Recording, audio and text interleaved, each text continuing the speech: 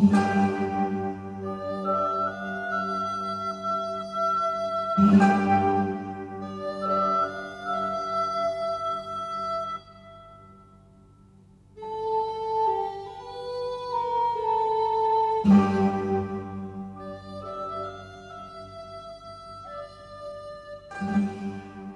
and a half thousand years ago in Greece, a great war broke out, which was to last for 27 years. The Peloponnesian War, as we now know it, is more than just the story of great cities locked in combat. It is a story of the ancient Greeks at their finest. Nowhere else demonstrates the achievement of ancient Greece better than the city of Athens. By the time of the Peloponnesian War, Athens was known across the Greek world as a rich and powerful centre. Yet, only 100 years before this, Athens had been a small town clustered around the cliffs of the Acropolis, until outside events forced her into the limelight. Athens' rise to power began earlier in the century, when the huge armies of Persia invaded Greece. Once on the plains of Marathon, and again in the narrow straits beside the island of Salamis, the Athenians had proved themselves to be among the finest soldiers in Greece. Through force of arms, the Athenians had earned the respect of other Greek cities, and the Athenians were quick to seize the opportunity to increase their power. With the Persians defeated, many Greek cities formed themselves into a defensive grouping, the Delian League, to resist further Persian attacks. At first, Sparta was the chosen leader of this group, but she soon withdrew, leaving the leadership of the League to Athens. Athens' control of League members increased over the years, and the Delian League was slowly transformed into an Athenian empire. The empire stretched across the Aegean to the shores of Turkey, and included many of the islands which dot this region. Athens grew rich on the trade generated within her empire, and the city became the focus for political and artistic innovation. This was the golden age of Athens. The mighty cliffs of the Acropolis were crowned with magnificent temples, chief among them the Parthenon, home to the patron goddess of the city, Athena. In the streets of the Agora, people gathered, and in the Pnyx, the concept of democracy evolved, which gave unparalleled freedom to the male citizens of the city. One of these citizens of ancient Athens was the historian Thucydides, who lived during this period and was to write a detailed history of the Peloponnesian War. Although it is over 2,000 years since Thucydides wrote these words, they still seem to echo the mood one finds in Athens today. So the Athenians go on working away in hardship and danger all the days of their lives, seldom enjoying their possessions because they're always adding to them. Their idea of a holiday is to do what needs doing. They prefer hardship and activity to peace and quiet. In a word, they are by nature incapable of either living a quiet life themselves or of allowing anyone else to do so. By contrast, the Peloponnesian cities in the south of Greece watched and waited as Athens grew. Many of these cities were grouped together in the Peloponnesian League under the leadership of Sparta. Sparta controlled their loyalty by maintaining a fearsomely strong army and relying on her tradition as the leading city of the Peloponnese. Nestled beneath the high Tiatos mountains in the south of the Peloponnese, little remains of ancient Sparta. Although the ruins are scant, Thucydides tells us that life in ancient Sparta was very different from that of Athens. At the present time, the Spartan way of life is out of date when compared to the Athenians. And it is just as true in politics as in arts and craft. New methods must drive out old ones. When a city can live in peace and quiet, no doubt the old established ways are best. But when one is constantly being faced with new problems, one has also to be capable of approaching them in an original way. Thus Athens, because of the very variety of her experience, is a far more modern state than Sparta. Today we have the vision of Sparta being a strictly controlled, militaristic state where glory on the battlefield was the only aim of her citizens. But this has been unfair to Sparta. Sparta was also a strong political and artistic centre which had dominated the Peloponnese for several centuries. This was one of the ancient cities of Greece, and her reputation as one of the leaders of the Greek world was deserved. The city was governed by an oligarchy, the rule of the few, where power was in the hands of the Spartan kings and a group of elders. As a people, the Spartans derived their wealth from the land and were suspicious of relations with foreign powers. Theirs was a closed and traditional society, fiercely proud, devoutly religious, and happy to remain secure within the Peloponnese. By the late 5th century BC, the Greek world had divided into two opposing groups of cities, with Athens and her allies on one side, and Sparta and her allies on the other. It was a volatile mix of pride and power. As Greece reached boiling point, a sequence of events can explain why, in a few years' time, Athens and Sparta would be locked in deadly combat. Our guide as we look at the causes of the Peloponnesian War will be Thucydides.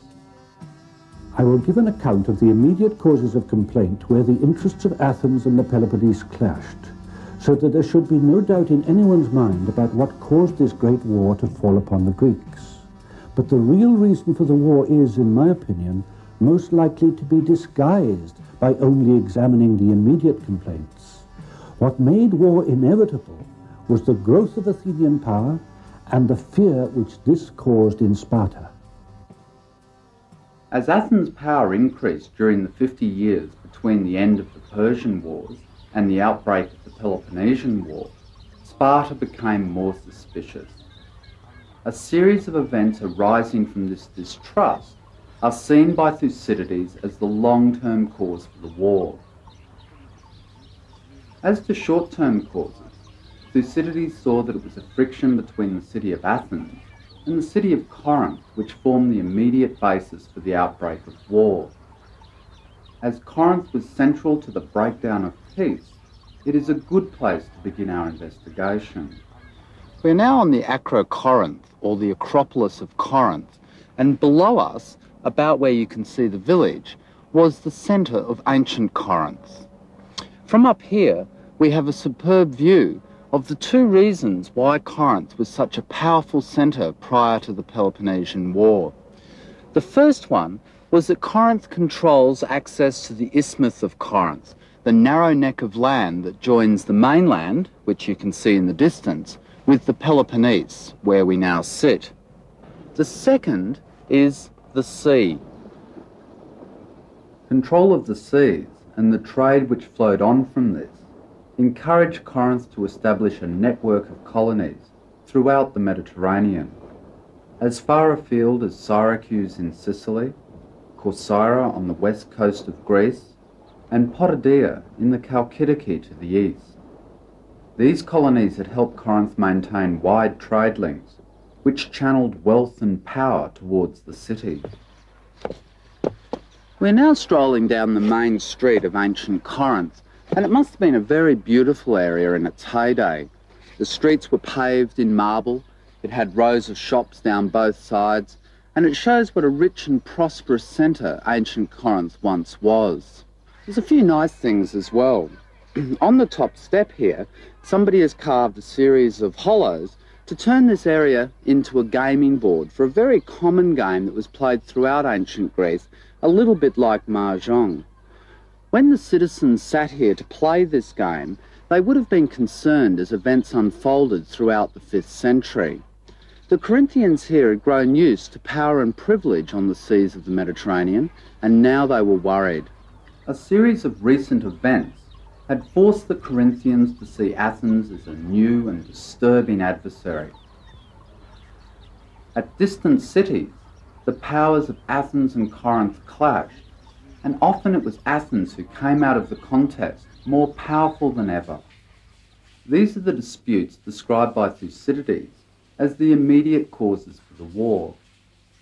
In a story of economic rivalry, fierce civic pride, and the ambitions of the city of Athens, 3 cities will be remembered as being associated with the beginning of the Peloponnesian War. They are Potidaea, Megara, and Corcyra. The harbour of Corcyra, on the island of Corfu, is now silted up and out of use, but it was once a busy port and important to Greek sailors as they made their way from Greece to Italy. Although the distances involved in a direct crossing from Greece to Italy are not great, the ships of the 5th century BC were not as seaworthy as today's vessels. Because of this, the ancients would not attempt a direct crossing except in times of emergency. The ships preferred to hug the coast of Greece before making the shortest possible dash across the Adriatic Sea to Italy. Ports, such as Corcyra, provided shelter and provisions for these ships. While all kinds of goods flowed along these routes, the Greeks had come to rely on importing one vital product which they could not grow enough of: wheat. The rocky terrain of Greece is not suited to grain production, and an important aspect of all trade was to secure supplies of wheat. Lose control of trade, and you risk losing control of the wheat that fed the city. In the years prior to the war, the city of Corcyra had been a colony of Corinth, and the Corinthians saw Corcyra as an essential link in their trade network that spread from Greece to the cities of Italy and Sicily. It was from Italy that the cities of the Peloponnese secured their supplies of wheat, and therefore their trade with Italy was in their national interest. Now, Athens was trying to muscle into this lucrative trade. By the eve of the Peloponnesian War, the Corcyraeans and the Corinthians had fallen out so badly that full-scale war between them was threatening. The city of Corcyra, facing the might of Corinth, turned to Athens for help. The Athenians saw that their trade position would be boosted with Corcyra as a friend, and they agreed to help the Corcyraeans in their war against the Corinthians. The naval battle between the Corcyraeans, with Athens on their side, and the Corinthians took place in 433 BC, just off the mainland across from here. As this battle is often seen as the opening scene of the Peloponnesian War, let's go across to the mainland and have a look at where this battle took place. On the beaches of the Syracuse Islands, which lie just across the strait from Corcyra, the Corcyraeans made their base as they prepared to meet the advancing Corinthians. The Corcyraeans had 110 triremes, the standard battleship of the day, pulled up on the beaches. In battle, each trireme was propelled by some 180 rowers below decks, while hoplites, or infantrymen, fought from the deck above. As the Corcyraeans made their camp on the Syracuse Islands, they were joined by 10 ships sent by the city of Athens, with instructions to join battle only if the Corcyraeans looked like losing. With the dawn, the Corcyraeans put to sea to meet the 150 ships sent against them by Corinth.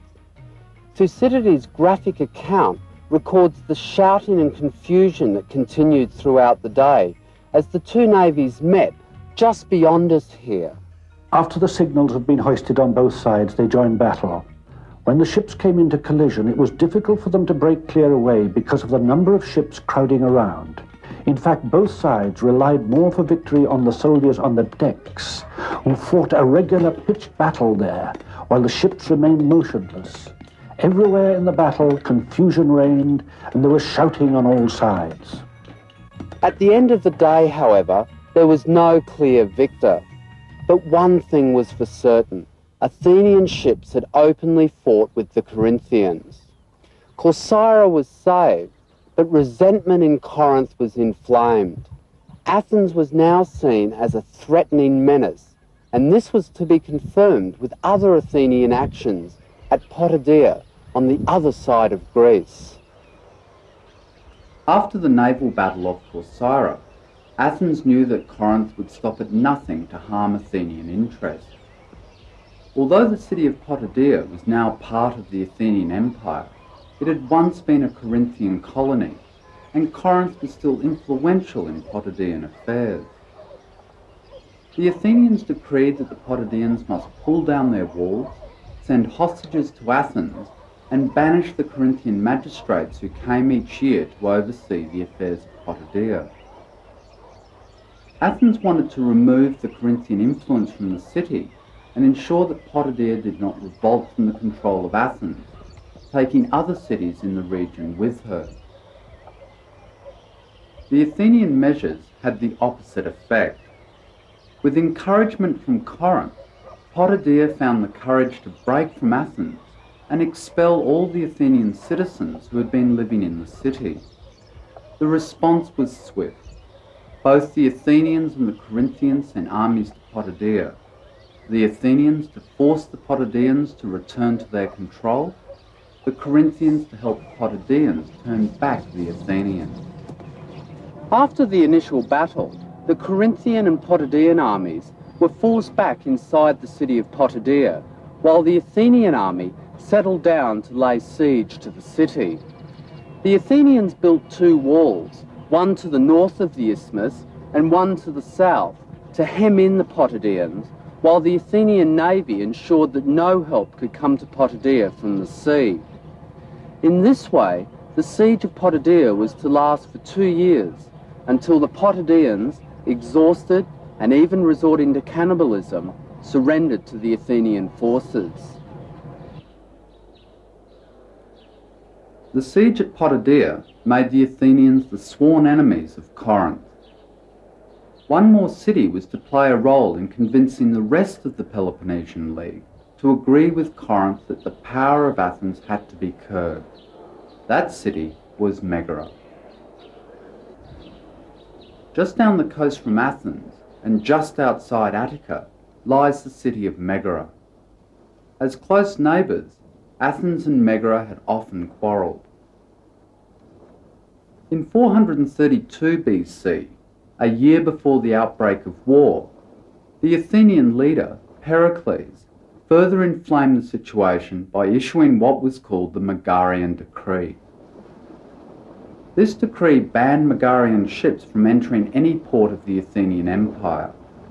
It was inspired by the traditional hostility between Athens and Megara, and as the weaker of the two, the decree had a severe economic impact on Megara. Corinth and the Peloponnesians were outraged by the harshness of the decree and insisted that Athens revoke it. The Athenians, however, had no intention of backing down. With conflicts over Corcyra, Potidaea and Megara, the situation throughout Greece in 432 BC was grim. Athens and Corinth were almost at war, and Sparta faced a torrent of complaint from other members of the Peloponnesian League about these alarming developments. Sparta, not feeling directly threatened, was not keen to begin a major war at this time. But feelings were so high amongst other members of the Peloponnesian League that Sparta risked losing leadership of the League unless she listened to her neighbours' complaints. In desperation, Sparta called together a meeting of the Peloponnesian League. Thucydides records the speech of the Corinthian envoy as he spoke to the Spartans. The envoy makes it quite clear that the city of Corinth had had enough, with both Athens and Sparta. Many times before now, the Corinthians have told you what the Peloponnese was likely to suffer from Athens, and on each occasion, Instead of taking to heart what we were telling you, you chose instead to suspect our motives and to consider that we were only talking about our own grievances. The result has been that you did not call together this meeting of our allies before the damage was done.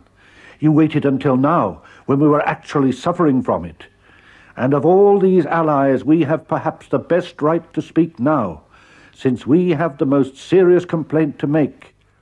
We have to complain of Athens for her insolent aggression and of Sparta for her neglect of our advice.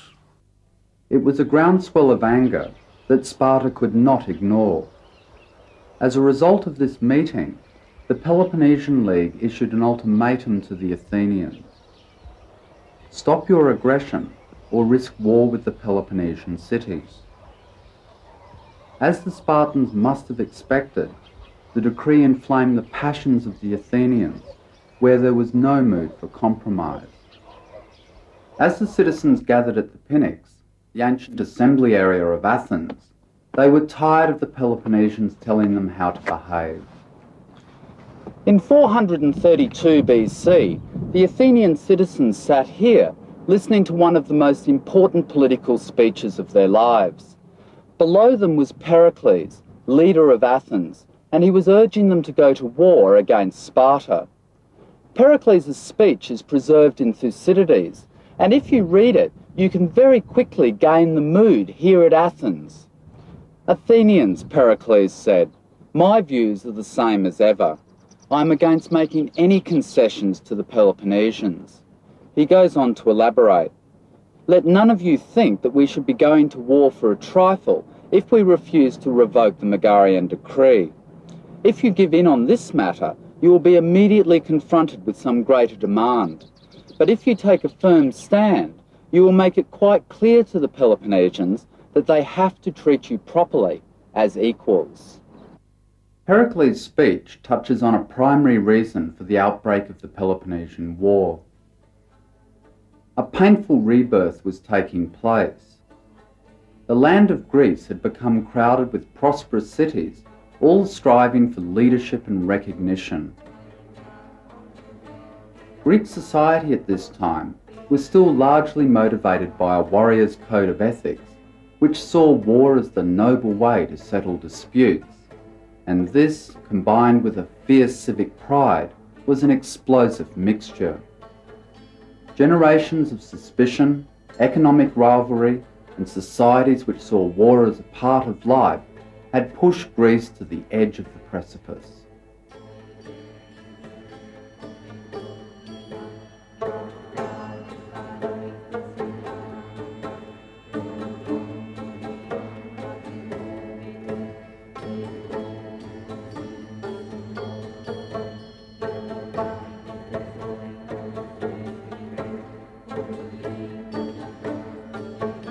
In the winter of 432 BC, the Peloponnesian League declared war on Athens, and the Greek world was plunged into a war which was to last for the next 27 years. The first battle of this conflict was to come early in the spring of 431 BC, when Theban troops invaded the territory of Potidaea. Now that the war was upon them, both Athens and the Peloponnesian League were equally confident that each would have ultimate victory. Athens could rely on her empire and navy to sustain her throughout the hostilities, and under the proven leadership of Pericles, her victory appeared assured. Sparta, in her turn, had a history of military might, and with the help of naval powers such as Corinth, she also felt that she would come out of the war victorious. War, however, is a fickle partner. By the year 425 BC, 6 years after the outbreak of the war, many things had changed at Athens. Pericles was dead, and the city had been ravaged by a deadly plague. A new and very different type of political leader had emerged after the death of Pericles, the so-called demagogues. These leaders earned their title demagogue by the energetic and emotive way in which they appealed for the people's support. much different from the more restrained actions of previous Athenian leaders. The new leader of the people was Cleon, a member of the new rich of Athenian society, who had made their money through trade among the allies of the Athenian Empire. They were the people who had the most interest in maintaining the empire and in resisting the Peloponnesians at every turn. When Pericles had first urged the Athenians to go to war, he had spoken of a quick and painless conflict. Now, after 6 years, many Athenians saw Pericles' words as a sham, and that the Greek world was being sucked into a dangerous whirlpool of hatred and constant warfare. Then, suddenly, came a fortunate victory for Athens at the remote site of Pylos. In the early summer of 425 BC, around about this time of the year, a fleet of 40 Athenian ships sailed into the harbour here at Pylos, and the sailors occupied the rocky headland at the northern end of the bay. Pylos is on the southwest coast of the Peloponnese, in the region of Messenia.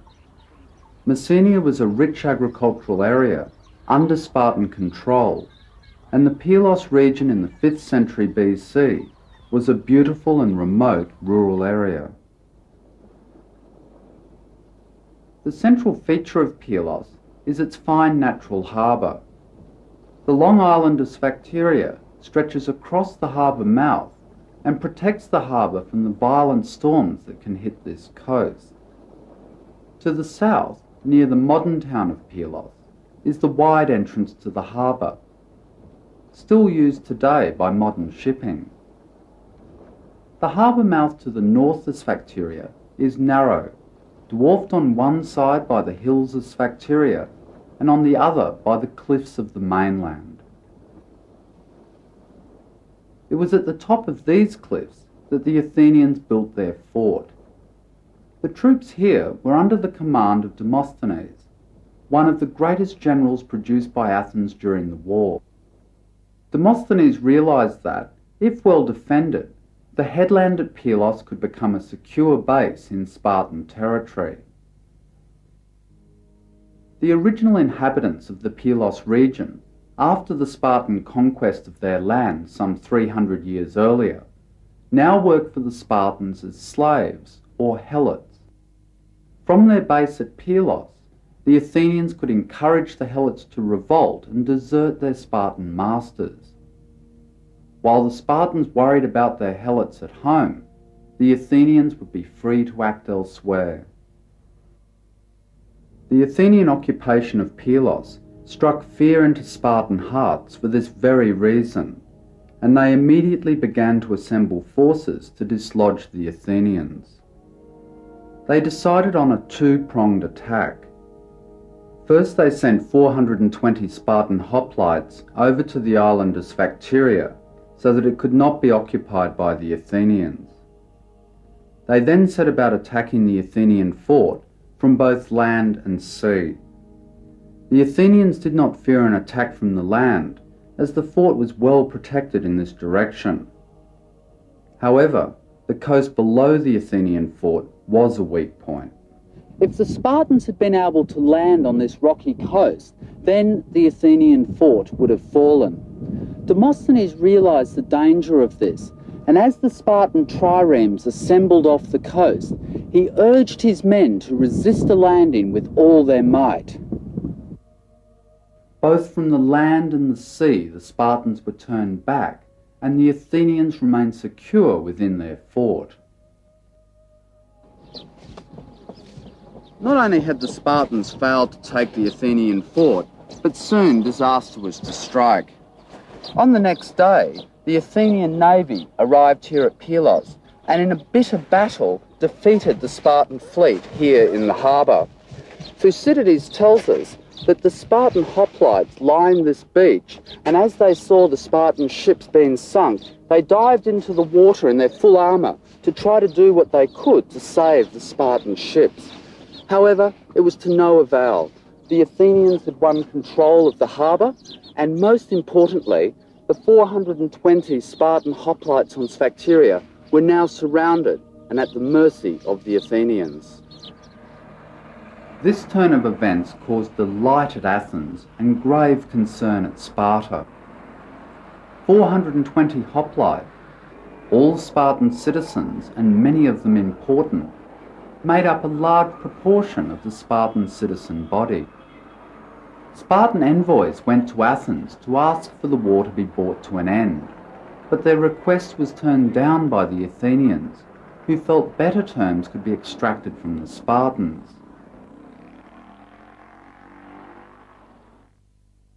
The campaign at Pylos continued for several months, with neither side making any headway. The Spartans still held out on Sphacteria, and the Athenian army was running short of supplies. Something had to be done to bring the campaign to an end. In Athens, anger was rising. The people now regretted missing the chance to end the war, and their anger focused on the man who had turned the Spartans away empty-handed, Cleon. To save face, Cleon made a rash promise. He claimed that, with the command, he would within 20 days bring the Spartans back to Athens alive or would kill them on the spot.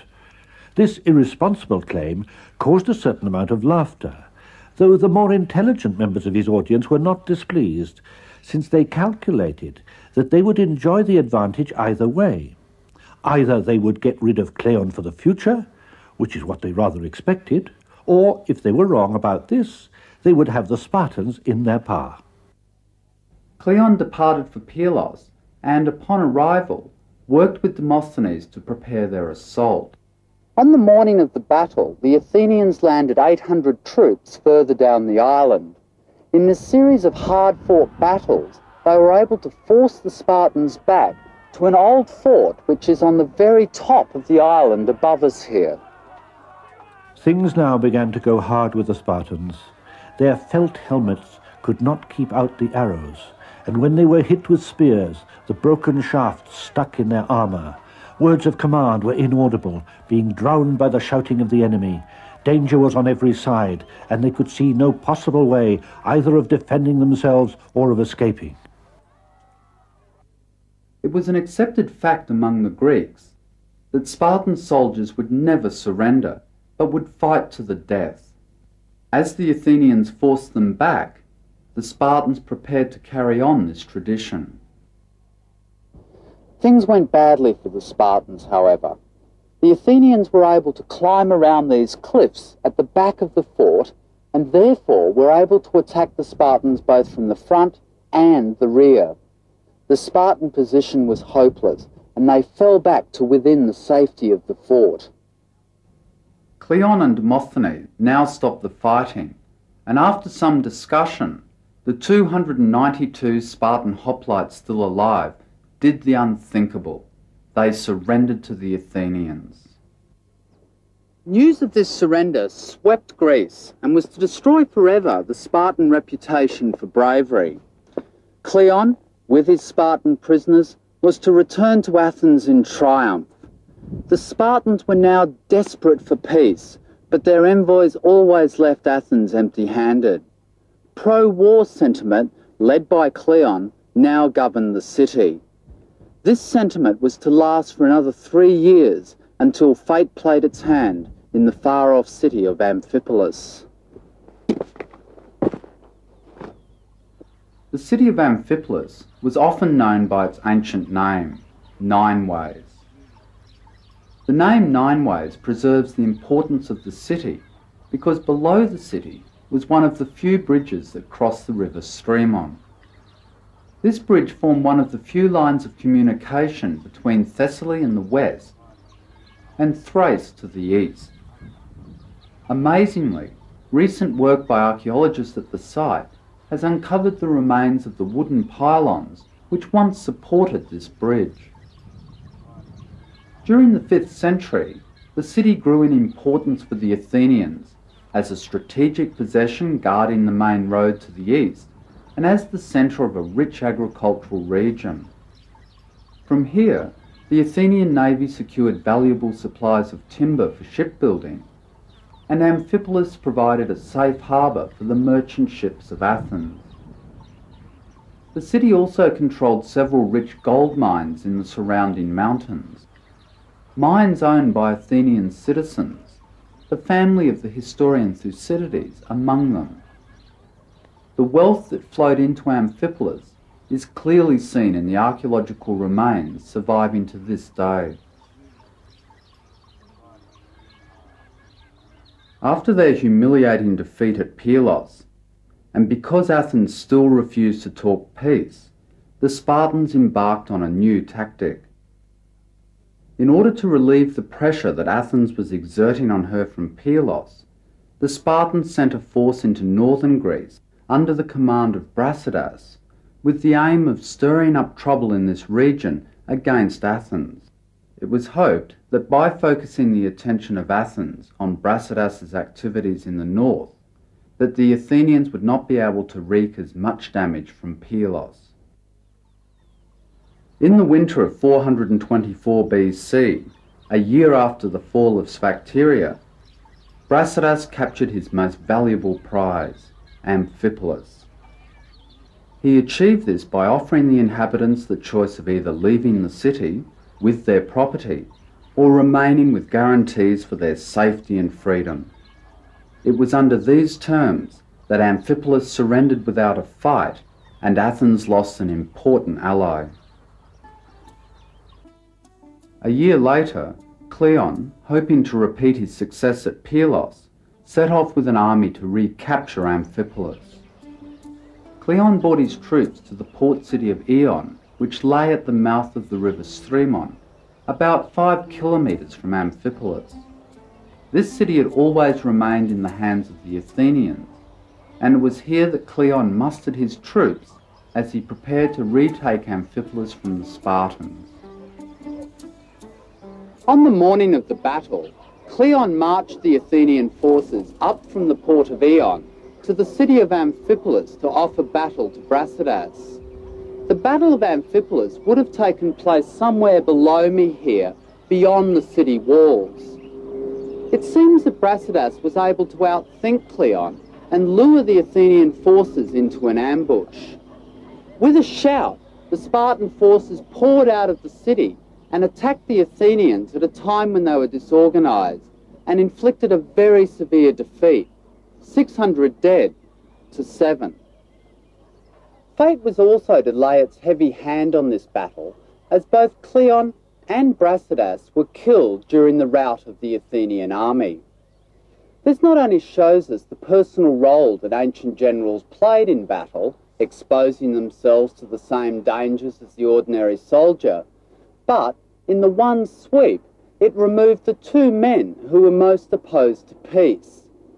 Now affairs between Athens and Sparta had reached a status quo, and both sides were tired after 10 years of war. Gradually, the voices of moderation began to be heard again, and the path to peace was now clear. In the spring of 421 BC, the Peace of Nicias was agreed to by both Athens and Sparta. The peace takes its name from the Athenian statesman Nicias, who was the leader of the aristocratic party in Athens at this time and the engineer of the peace. The Pylos prisoners were returned to Sparta, and affairs between the two cities were settled. The promise of peace was short-lived, however. Again, strong personalities were to leave their mark on the history of Greece. We have seen the passing of the years dominated by Pericles, Cleon and Brasidas, and now with the peace, a new personality was to affect the course of the war. This man was Alcibiades. Due to his driving ambition, the peace soon broke down, and in 7 years, the Athenians would literally be having the fight of their lives in Sicily.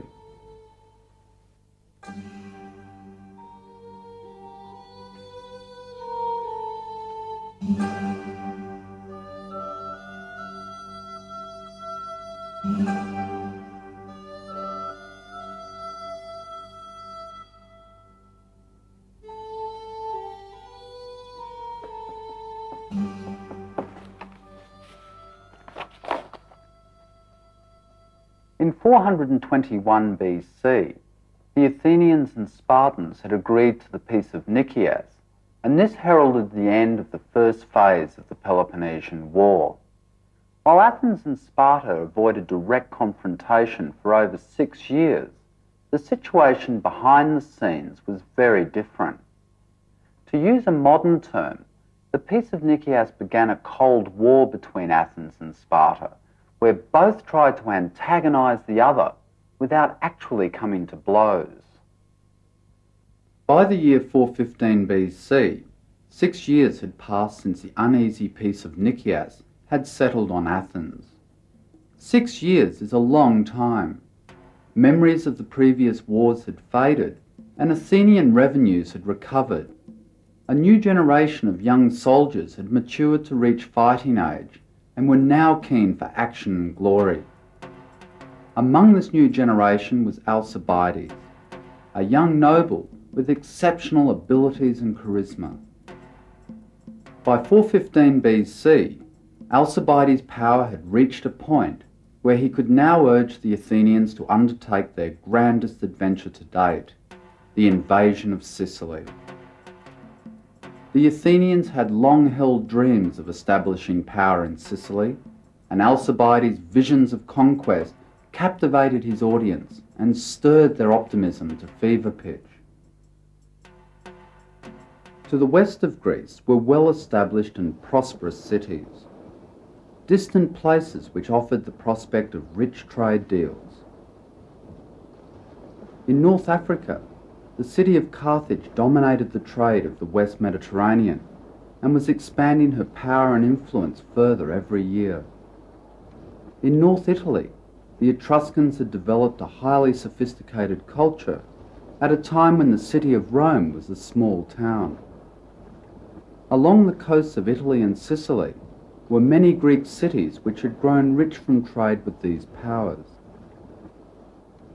The West offered opportunities and profits, and many Athenians wanted to be part of it. For the Athenians, Sicily was the gateway to the West, and therefore important in their dreams of expansion. There was a passion for the enterprise that affected everyone. The older men thought that they would either conquer the places against which they were sailing or, in any case, with such a large force, could come to no harm. The young had a longing for the sights and experiences of distant places, and were confident that they would return safely. The general masses and the average soldier himself saw the prospect of getting pay for the time being and of adding to the empire so as to secure permanent paid employment in the future. By voting to send this grand military expedition to Sicily, the Athenians had set the stage for the second phase of the Peloponnesian War.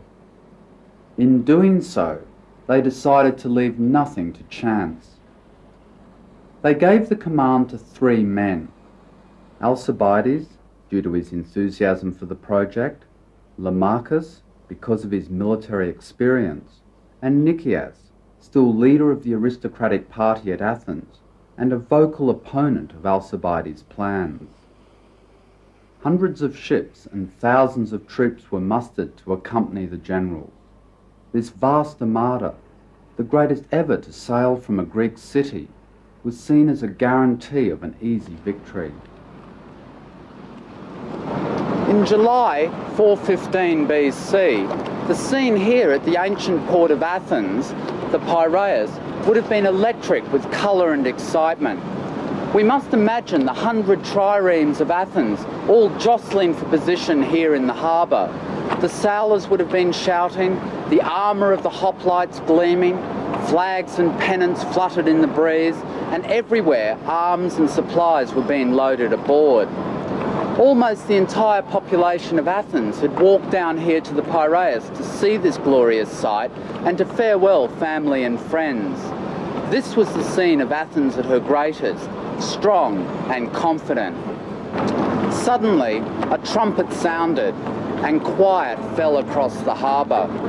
Prayers were said and hymns were sung, and then, in a single column, the triremes passed out of the harbour. Once outside, The sailors pulled heavily on their oars as they raced each other to be the first to the island of Aegina, which lies about 20 kilometres off the coast. Out they passed, full of hope. Few were to return to their beloved city.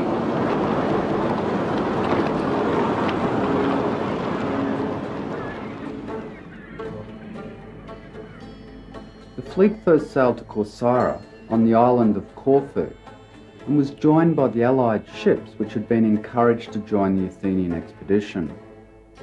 Repairs were carried out and equipment tested. The Armada then set sail for Italy, followed by a horde of merchant vessels, hoping for trade with the Athenian army. They passed along the coast of Italy, setting up camp outside the city of Rhegium, where the three generals debated the strategy of the conquest of Sicily. While all three had their own plans, it was the advice of Alcibiades which was followed. His plan was to initially bring as many of the Sicilian towns over to the side of Athens before attacking the most powerful city of Sicily, Syracuse. Alcibiades began to put his plan into action by sailing with 60 ships from Rhegium towards Sicily. The Athenian fleet was first welcomed into the city of Naxos, and later the people of Catana voted to allow the army into their city after a subtle show of strength by the Athenians. At Catana, the Athenians established their base, and the rest of the fleet sailed south from Rhegium to join Alcibiades' forces. At Catana, disaster was to strike. Orders were received recalling Alcibiades to Athens to face charges of mocking certain religious ceremonies. These charges were brought about by a political feud, but it removed the one man who might have made the expedition here to Sicily a success. Alcibiades left Catana with the Athenian authorities, but he was soon to escape and make his way to the Peloponnese, an exile from his mother city. The senior general in Sicily was now Nicias, a man who had disagreed with the expedition from the moment it had first been mentioned. Nicias, from his base at Catana, made one successful attack on Syracuse, but he failed to follow it up, and the troops returned to Catana for the winter. The next spring, the Athenians returned, and the troops occupied the high ground above Syracuse. The siege of Syracuse had begun.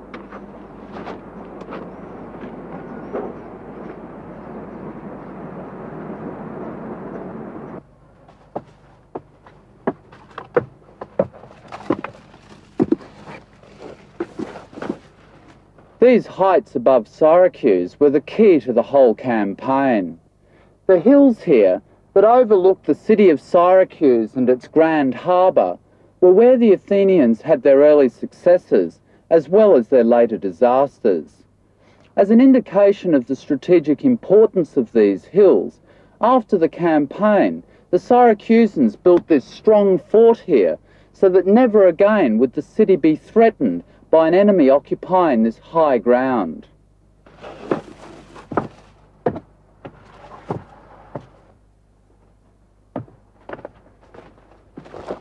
Early in the spring of 414 BC, the Athenian forces, having spent the winter in Catana, moved south and landed their troops around about where you can see the jetty in the distance. The Athenians took the Syracusans by surprise and occupied this area of high ground. The first task they undertook was to build the fort of Labdulum, which would have been about 500 metres behind me here, and in this fort they stored their arms and their wealth. Once Labdulum had been completed, the Athenians began to build a siege wall to enclose Syracuse.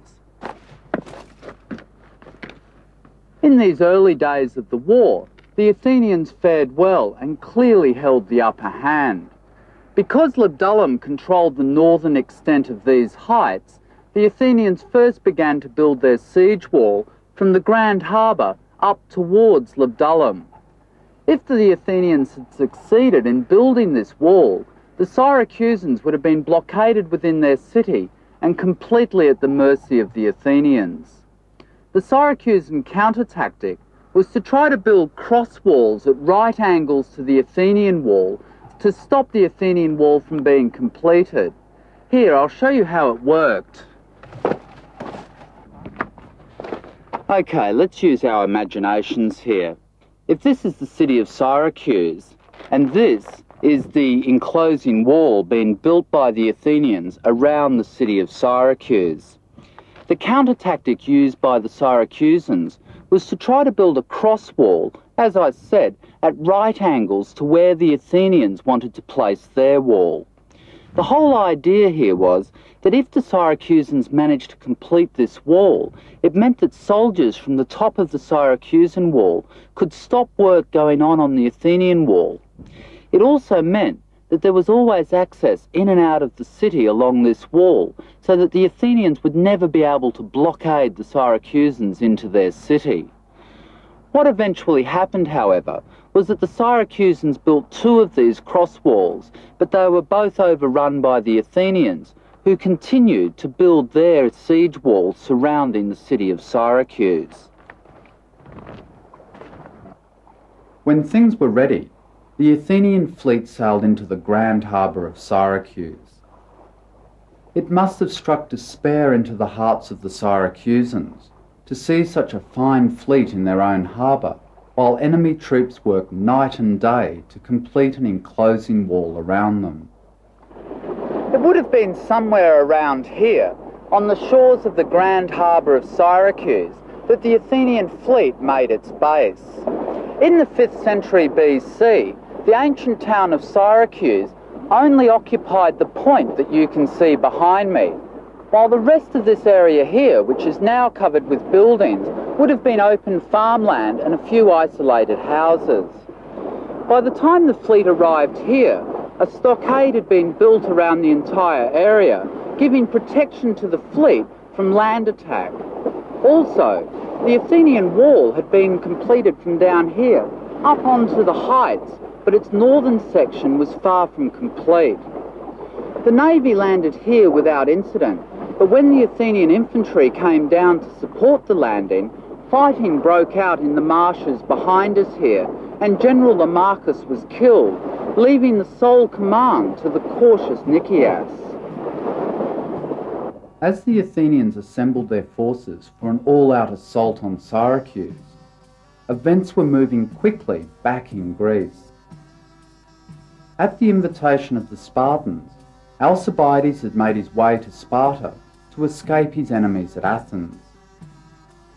While the Spartans were naturally suspicious of Alcibiades, they also realised that he had excellent knowledge of the Athenian plans in Sicily. In front of the Spartan assembly, Alcibiades gave his advice on how to conduct the war from this point. Do not imagine that it is only the defence of Sicily that is under discussion. It will be the defence of the Peloponnese, unless you quickly take the following measures. You must send out to Sicily a group of troops who are able to row the ships themselves, and then take the field as hoplites as soon as they land. And, what I consider more important than troops, you must send out as commander a regular Spartan officer. Then too, the war in Greece must be carried on more openly. This will have the effect of stiffening Syracusan resistance and will make it harder for the Athenians to reinforce their army in Sicily. And you must fortify Decelea in Attica. It is just the thing that the Athenians have been the most afraid of. Up to this time, the Spartans had remained inactive. Many Spartans felt that the city should not become involved in distant affairs, and Athenian attacks in Sicily did not break the terms of the Peace of Nicias.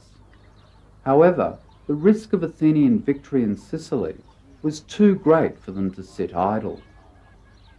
So the Spartans listened to Alcibiades' advice with interest and agreed to act upon it. The Peace of Nicias was now seen as pointless, as Athens showed no restraint, and, once more, the land of Greece was to witness war. The Spartans immediately voted that the officer in charge of their forces in Sicily should be Gylippus, an experienced soldier of the Spartan officer class. They then set about sending a force into Attica to capture the fort of Decelea. After a brief battle which took the Athenians by surprise, Spartan troops occupied this strategic site.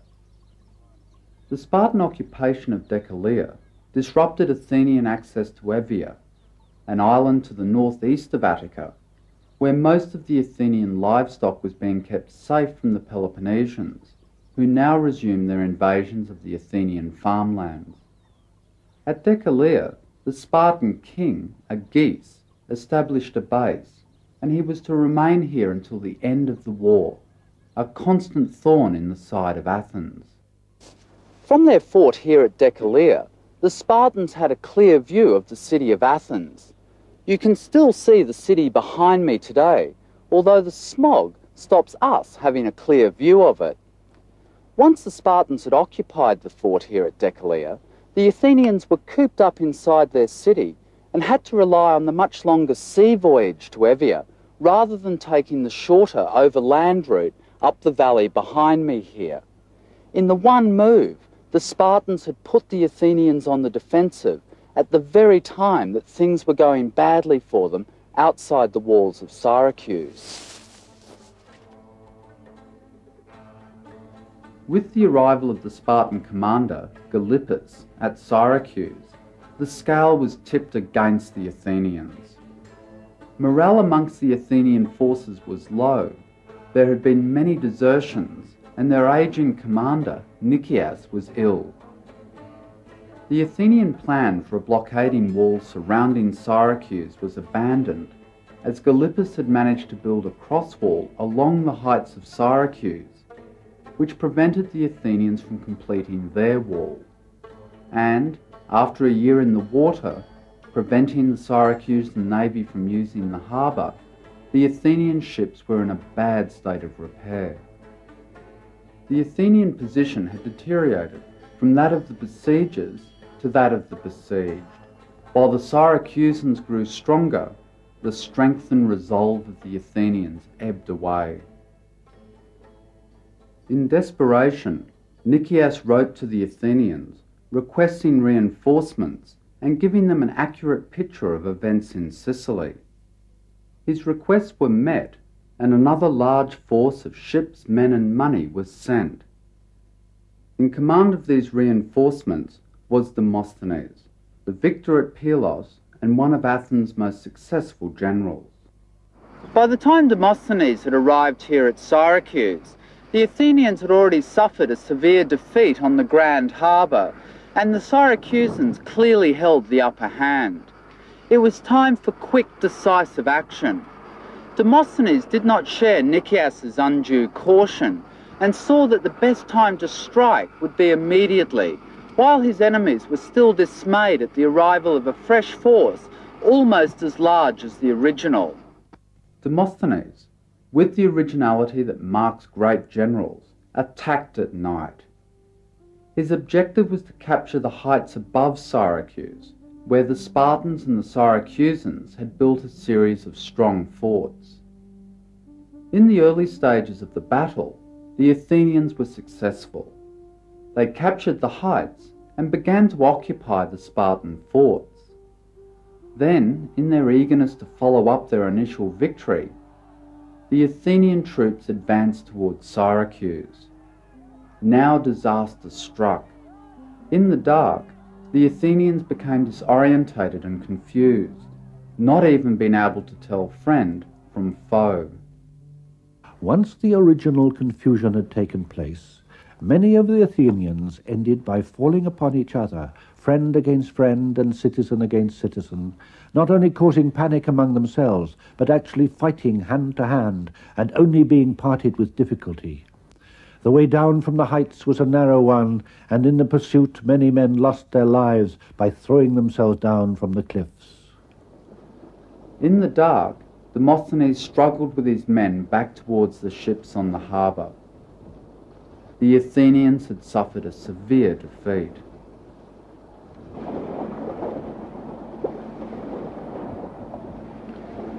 Things now went from bad to worse. After the defeat of Demosthenes' army up on the heights, the Athenian navy based here prepared for a do-or-die effort against the Syracusan navy. By this stage, the Syracusans had managed to block the entrance to the harbour, thereby preventing the Athenian navy or army from escaping from this beach. It was therefore vital that the Athenians win control of the harbour and break through the barriers erected by the Syracusans across the entrance so that the army here could return home. On the day of the battle, both sides fought with incredible vigour. The waters of the harbour here would have been covered with hundreds of triremes, and along the beach here stood Athenian soldiers, all cheering on their ships because they realised that without an Athenian victory, all hope was lost.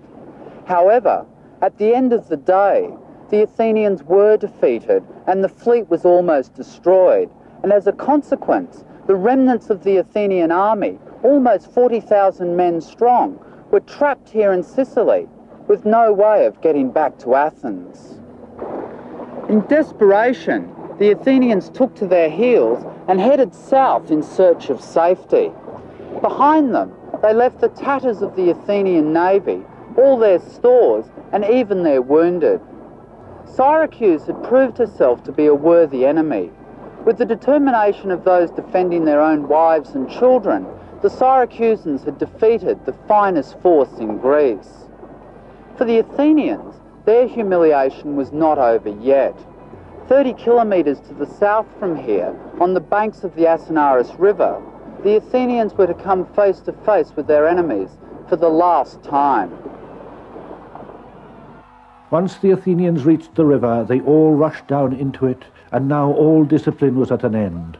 Forced to crowd in close together, they fell upon each other and trampled each other underfoot. Some were killed immediately by their own spears, others were swept away by the river. Syracusan troops were stationed on the opposite bank, which is a steep one. They hurled down their weapons from above on the Athenians, most of whom, in a disordered mass, were greedily drinking in the deep riverbed.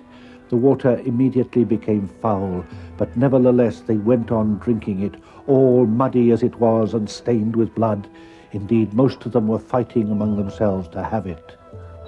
These words by Thucydides describe the closing stages of the Sicilian Expedition.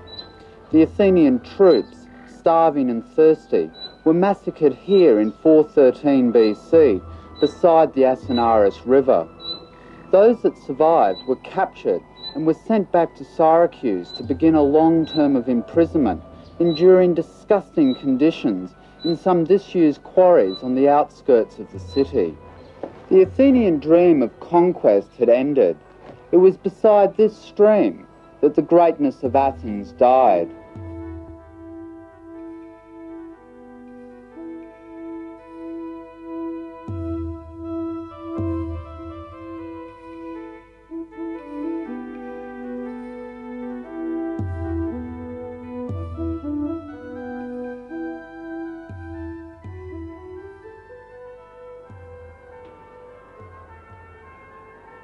When news reached Athens of the terrible defeat in Sicily, panic struck the city. Athenians realised that there was now nothing to stop the Spartans from sailing into the Piraeus if they wished, and for the first time felt at their enemies' mercy.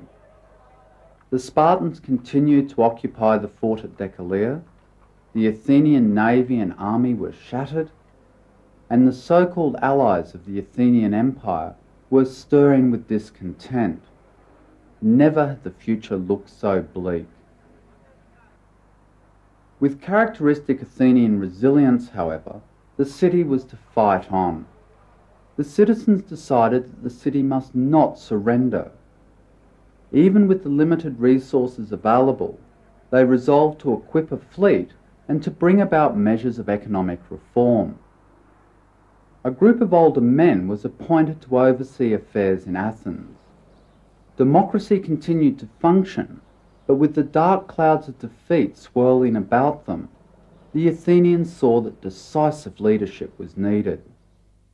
No matter what reforms had taken place in Athens, Many cities throughout Greece saw Athens as a spent force. In particular, the large and wealthy Athenian allies, which were situated on islands off the coast of present-day Turkey, saw it as their chance to regain independence and break free from Athens. As these islands plotted their revolts, a new player was introduced into the Peloponnesian War, Persia. Ever since the Persian Wars earlier in the century, the Greeks had seen it as treacherous to involve the Persians in Greek affairs. Now all such thoughts were abandoned, as both sides saw the wealth and power of Persia as a way to a quick victory. The Persians were first to find friends at Sparta, but it was not long before even the Athenians were prepared to abandon their cherished democracy if it meant that alliances could be reached with Persia. The Peloponnesian War now became a courtship between the Greek powers and Persia, and the focus of the war shifted to the east, to the coast of Asia Minor. To the ancient Greeks, the chaos of Eastern culture appeared both foreign and fascinating. On the streets, strange sights and sounds surrounded the traveller. In tiny shops, carpets, silk and spices changed hands as merchants from a dozen lands traded their goods. Elsewhere, kings with lavish palaces and lifestyles to match wielded great power. Asia Minor was a region of wealth and commerce, a powerful ally or a formidable foe. As the arena of the war shifted to the east, the Spartans now made their headquarters at the city of Miletus. From here they could keep an eye on the Athenian forces, which were stationed on the island of Samos, which lies just off the coast near Miletus. In addition, they could also keep in contact with the Persians who controlled the land surrounding the city. At Miletus, the Spartans concluded a treaty with the Persians, in which the Persians promised support and pay for the Spartan fleet. However, the support remained limited, and the pay was never as much as was promised. While the Spartans and Persians played diplomatic games with each other just across the strait here at Miletus, in this harbour on the island of Samos, the Athenian navy made its base. Of all their allies, Samos was the only one to remain loyal to Athens throughout the entire war, and her citizens were later rewarded with Athenian citizenship. Because the Athenian fleet was now in this harbour, the power of Athens was now here, and it was also here that Alcibiades, who you'll remember from the Sicilian Expedition, was to re-enter Athenian affairs. It's a complex period, and the history of the war now reads like the plot of a cheap thriller, with intrigue, secret letters, and many changes of loyalty by the main players. After Alcibiades' damaging advice against the Athenians in Sicily, he was to remain in Sparta, enjoying a comfortable life. However, as the centre of the war moved to Asia, Alcibiades had to flee Sparta. Rumour had it that he had had an affair with the wife of the Spartan king, although his ambitions and arrogance probably contributed more to his hasty departure. Isolated from Sparta, Alcibiades headed east. Here he was to strike up a firm friendship with the Persian governor of Asia Minor, Tissaphernes. Again we find Alcibiades giving advice at the highest levels, first Athens, then Sparta, and now at the Persian court. A more chameleon-like character in history is hard to find. Throughout all these changes of allegiance, Alcibiades had always harboured a desire to be recalled to Athens, and he now began to scheme of new ways for this to happen. Having gained the confidence of Tissaphernes, Alcibiades approached the leaders of the Athenian navy at Samos with an ambitious plan.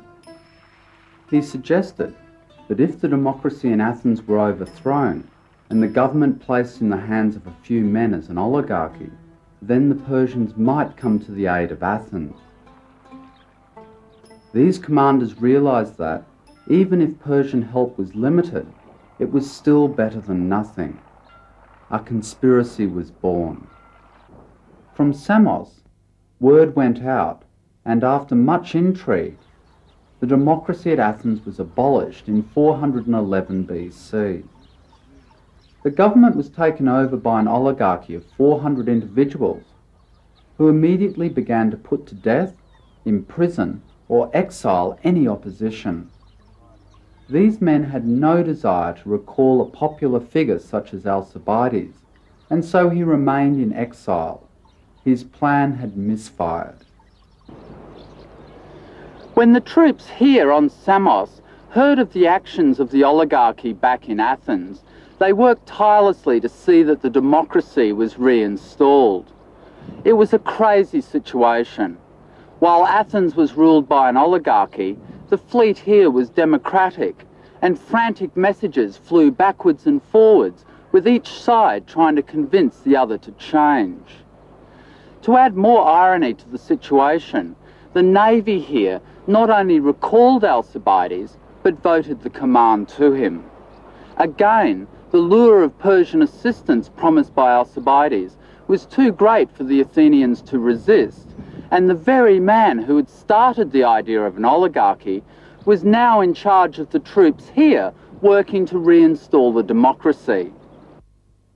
It had now been 15 years since the Sicilian Expedition had sailed from Pylos. 15 years of disaster for the city of Athens. From their darkest hour, the Athenians slowly gathered themselves together. After a short-armed uprising, democracy was reinstalled at Athens and order returned. With Alcibiades still in charge of the Athenian fleet at Samos, the Athenians slowly began to turn the table against their Peloponnesian and Persian enemies. Alcibiades' greatest victory came at Cyzicus in 410 BC, when most of the Peloponnesian fleet was destroyed. An example of the low morale of the Spartans after Cyzicus is recorded in a lonely note that the commander wrote to his government. It said simply, "Ships lost, General Mindarus dead, men starving, don't know what to do." By contrast, Alcibiades enjoyed a triumphant return to Athens in 407 BC, where he was treated like a hero and given the supreme command of the Athenian forces. Even after Sicily and internal revolutions, Athens looked as if it still might defeat Sparta, even without Persian help. But no, again the Athenians blew it.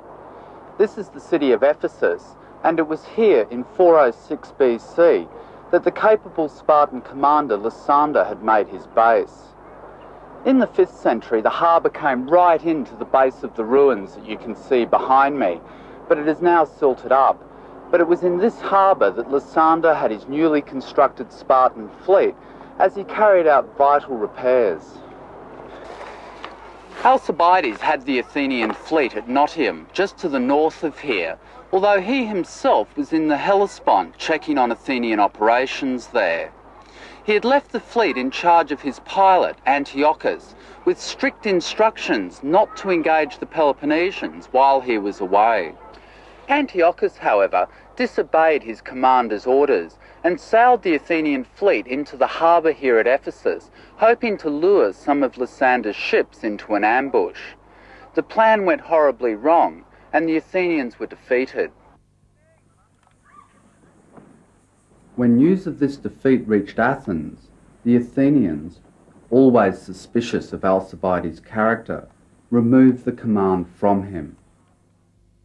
In a rage, he left the army at Samos and retired to his private estates on the Gallipoli Peninsula. Again, the Athenians had turned away Alcibiades at the very time they needed him the most.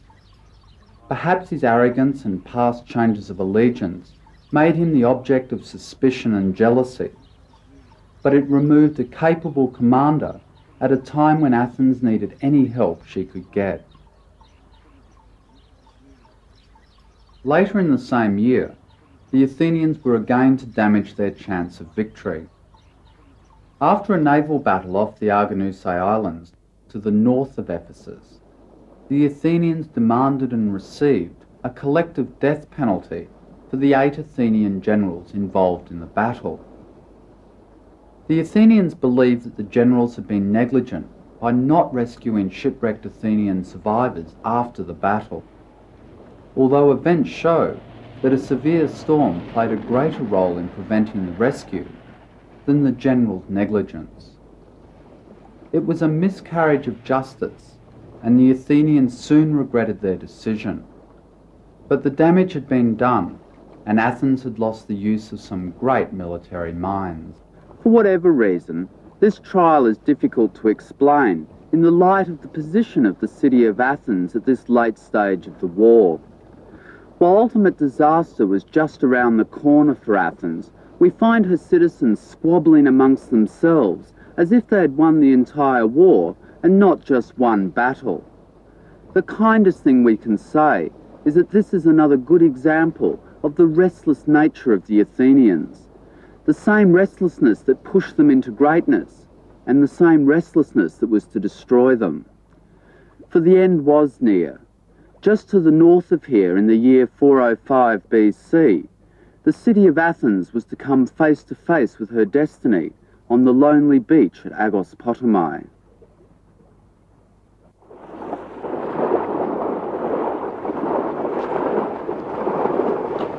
In the late summer of 405 BC, the entire Athenian fleet was drawn up onto this lonely beach on the shores of the Hellespont. It was known then as Aegospotami, or Goat's River. Across the waters, at the city of Lampascus, was the Spartan fleet under the command of Lysander. It was the time of year when the grain ships of Athens were making their way down the Hellespont, carrying the harvest of southern Russia to the markets of Athens. The presence of a Spartan fleet was a severe threat to this trade, and the Athenians were here to ensure that Lysander did not interfere with it. For 4 days, the Athenians put out from their beaches here and sailed out to offer battle to the Spartans. But each time, the Spartans stayed safe within the harbour of Lampascus. The Athenians then returned to these beaches, and the men scattered out over the countryside in search for food and water. Alcibiades, from his estates in the hills here, saw what a weak position the Athenians were in and came down to advise the commanders to move to a safer location. The Athenian commanders rudely turned him away, and as Alcibiades rode off, he was to fade from Athenian history, never to appear again. On the 5th day, the Athenians sailed out as usual, and, as usual, the Spartans refused battle.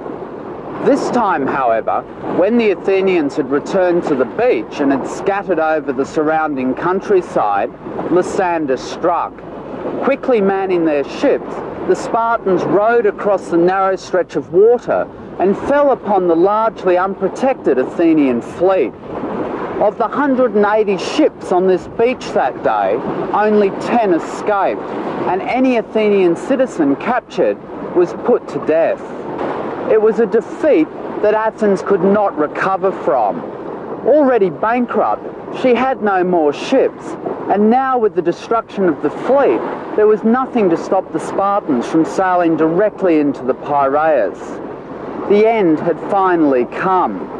Already blockaded from Decelea, and now without a fleet, the Athenians were entirely at their enemies' mercy. Surrender was the only option. 27 years of war were finally over. Athens surrendered to Sparta the following year, in 404 BC. and saw her famous long walls pulled down to the music of Spartan flutes. Over the years, the city slowly recovered, although never again would it wield the power it had held in the 5th century BC. Sparta was now the leader of Greece, but this too was short-lived. Within 30 years, enemies attacked the very city of Sparta itself, and she was soon to fade away. The Peloponnesian War had exhausted both cities to the point where neither could recover fully. So, in the end, this war, which had brought unprecedented suffering to the peoples of Greece, achieved little beyond destroying 2 cities which had once been the envy of their neighbours. The final word on this epic war must rest with one who saw it firsthand, Thucydides. It will be enough for me, however, if these words of mine are judged useful by those who want to understand clearly the events which happened in the past, and which, human nature being what it is, will at some time or other, and in much the same ways, be repeated in the future. My work is not a piece of writing designed to meet the taste of an immediate public, but was done to last forever.